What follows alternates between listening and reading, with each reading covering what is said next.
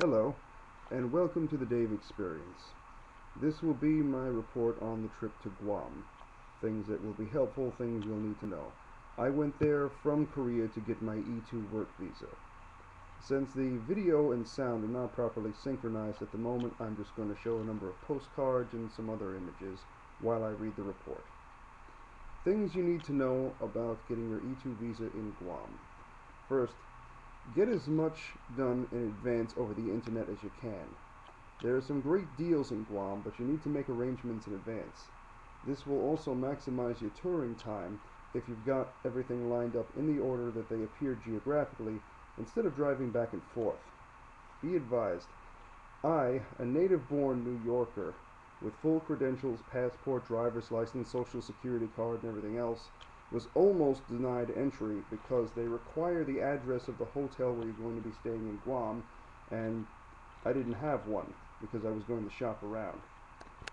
First, you're going to need a car because taxis are ridiculously expensive in Guam. The 7-minute ride from the airport to a hotel was almost $20. If you must take a taxi, there is a kiosk outside one of the airport exits, and the guys in Hawaiian-style shirts are the drivers. You can also call the guy I used. His name is Larry. He's a tan native Chamorro whose cell phone is on 24 hours a day. The local area code is 671, and Larry's number is 878-0232. The age to rent a car in Guam is 18, or in some places 21 years old. The best deal is at Cars Unlimited. You can also go to www.carsultd.com. The phone numbers in Guam are formatted like any other phone number in the United States, a 3-digit area code and a 7-digit number. Cars Unlimited, where are we? Cars Unlimited's number is 671-646-7261. I'm sorry, I'm reading this at an angle. The rates run from $15 to $35 a day, depending on the type of car and availability. That particular company is so popular that they often don't have any cars at all, so it's important to contact them as soon as you know when you're going to be there. They will pick you up at the airport, and they will drop you off. However, they're only open from 8 a.m. to 6 p.m. Guam time, which is about 1 hour difference from South Korea. And they're open 9 to 5 on Sunday, so you may need to take a taxi to your hotel the first night. The next best rental place is at Tamuning Plaza Hotel.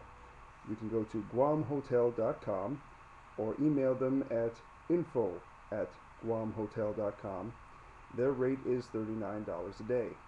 They will also pick you up and drop you off at the airport, and they are a 24-hour-day operation. But it's best to contact them in advance as well. GPS is not available in Guam as the island's too small.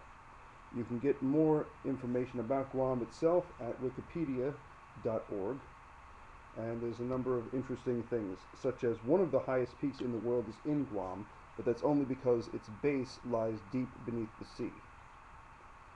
The cars that are available to rent from either place are not in the best shape, but they will get you around well enough. There are other rental places. The airport and most hotels have them, but they will be more expensive. For the two places I mentioned, all basic insurance is included, and extra insurance is available for purchase. Incidentally, Guam is a tropic or subtropic area, and it does rain quite frequently, but only in limited areas and only for about 20 minutes. You don't need to carry an umbrella everywhere you go, but you might want to bring a Ziploc bag for your wallet. Tamuning in Tamun Province and Hagatna, the two major cities, always have someone awake or walking around, or some store open, so you can always get directions. All the traffic lights appear to have cameras, so don't run the lights. Right turns on red are legal, but make a full stop, yield to oncoming traffic, and then make your turn. Speed limits are typically about 25 miles per hour. It's 15 miles per hour on back roads and residential streets in the country, 35 between towns, and I never saw anything faster than 45 miles an hour. However, I only traversed about half the island while I was there. I saw a few cops and no speed traps, but whether you want to risk going faster is really just a judgment call. I do know that there are many areas of limited sight distance, such as minor hills and some curves with plants blocking your view, so stay sharp when you drive, and stay equally sharp when you're crossing the street. Next, you're going to need a place to stay. The best bang for your buck is at the New Marina Hotel, formerly known as the Hamilton Guest House. It's run by a nice Korean family. The lady running it her name is Maria Marina Lee, and her husband Augustini. They have a son, Sam, in Seoul. If you know any Korean at all, use as much of it as possible because it'll please her a great deal. If you're a light sleeper, request the Mountain View side, as the Ocean View side has Marine Corps Drive and there is traffic all night long.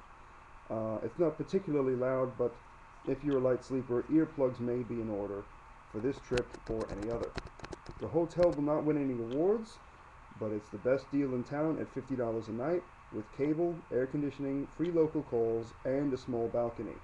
The address is listed as 470 West Soledad Avenue, Hagatna, Guam, but it appears to be on Marine Corps Drive, also known as Route 1, the next town over from the airport. Hagatna is the capital of Guam, by the way.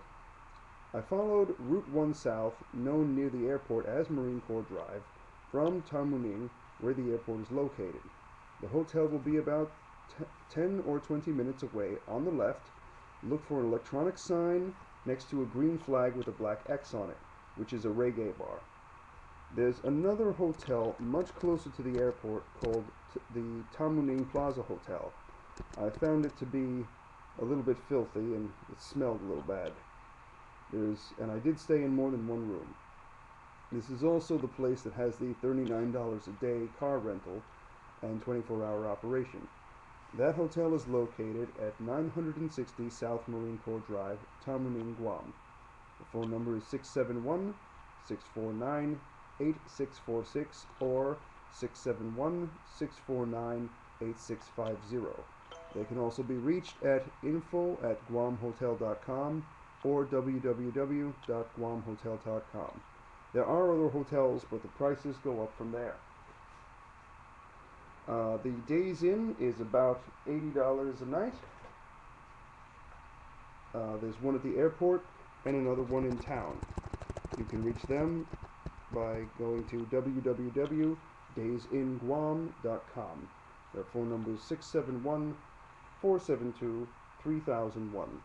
I did not stay there personally. There's also Hunters, which has a hotel and rent-a-car for $98 a day. That includes the room and the car. You can reach them at huntersguam.com.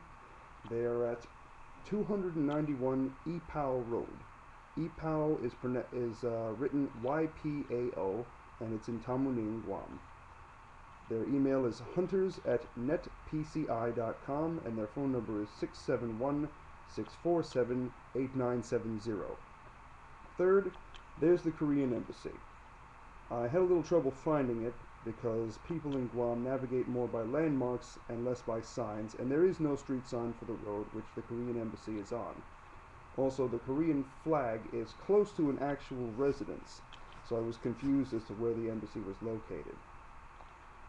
Take Marine Corps Drive, Route 1, to Carlos Camacho Road North, towards the hospital. Then turn right at a traffic light onto Fahrenholt Avenue.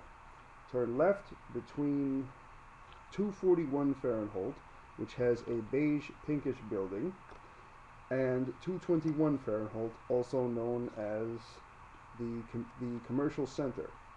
The Scuba Company and LR1 are on the opposite side. The embassy is the opposite side of the turn, that is. The embassy is the third building on the left, past the yellow house. The embassy has a white brick wall with a green top and a yellow fence on top of that, surrounding the outside. The embassy itself is made of gray marble bricks, and it has a very small plaque that says something like the People's Republic of South Korea